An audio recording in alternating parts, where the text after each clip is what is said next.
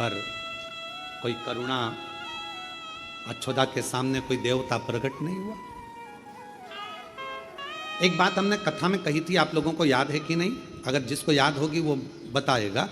हमने कहा था सोमवार का व्रत करो, चाहे मंगलवार करो, चाहे बुधवार करो, चाहे गुरुवार करो, चाहे शुक्रवार करो, चाहे शनिवार करो, चाहे रविवार करो, दुनिया के चतुर्थी, छठ, तीज, पंचमी, नवरात्रे, चतुर्थी, कोई सा भी व्रत कर लो, सारे व्रतों का फल बिना शिव की आज्ञा के नहीं मिल सकता। सुना था आप लोगों ने? शिव की आज्ञा के बिना नहीं मिल सकता। अब अच्छोदा ने, मत्स्य पुराण कहती है, अच्छोदा ने देवताओं का तप करा, साधना करी, सारे व्रत करे, उपास करे, साधना करी, तपस्या में लगी रही, नारायण भगवान की करी, ब्रह्मा जी की करी, सारे नाग देवता, ये देवता, वो देवता। तो आपके जैसी थी अच्छोदा। अच्छोदा आप क्या करते हो? शंकर जी के मंदिर में जाते हो तो जितनी जितनी सामान भगवान रखे रहते हैं सबको नहलाए आते हो। एक लोटा जल लेकर जाते हो, शंकर जी को तो चढ़ाओगे, इधर गणेश जी, पार्वती जी, कार्तिक, नंदी, मालूम पड़े वहां घंटी भी रखिए तो उस पे भी चढ़ा दो। और कोई भूल से नारियल फोड़ने का पत्थर रख गया वहां,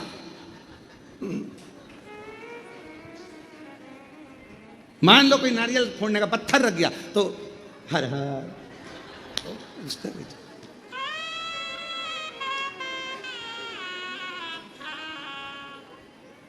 हाय श्रीवास्तव जी, सत्य है। पत्थर उस पर भी जल चढ़ा देंगे। अब जितने बैठे होंगे उस सब पे जल चढ़ा के और सब के कंकु पंकु लगा, लोगों के चंदन मंदन लगा के और सिर पे पल्लू लेके भगवान दया।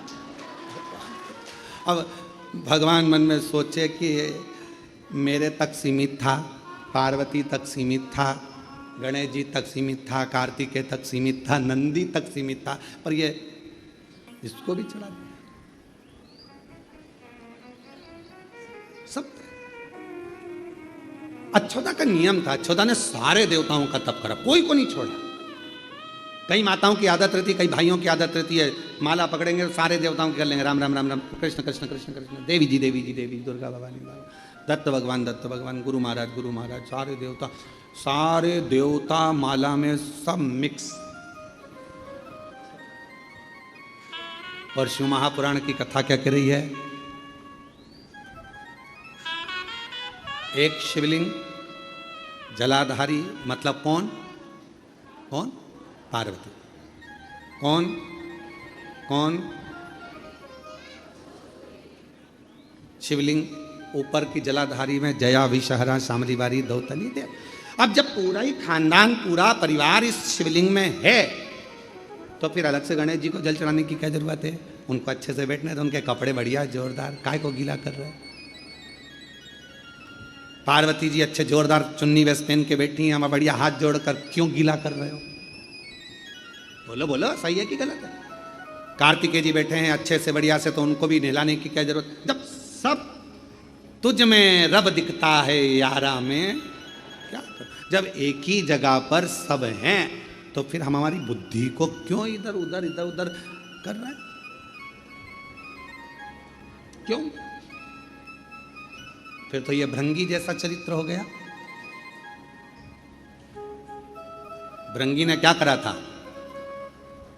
शिव पार्वती पास में बैठे हुए थे, शंकर जी की आराधना करता था भृंगी, रोज एक परिक्रमा शिव जी की करता था। आज पार्वती जी पास में बैठी थी तो भृंगी ने सोचा परिक्रमा कैसे करूं, तो भृंगी बीच में से निकलने लगा, पार्वती जी और शिव जी के बीच में से। पार्वती जी ने देखा तो बीच में आ रहा है, पार्वती जी और चिपक गई शिव जी से। उसने देखा थोड़ी सी जगह बची है तो उसमें से निकलने लगा। शंकर भगवान मुस्कुरा के पार्वती जी से बोले अब क्या करेगी? पार्वती जी खड़ी हुई, शिव जी की गोदी में बैठ गई, ले अब निकल कहां से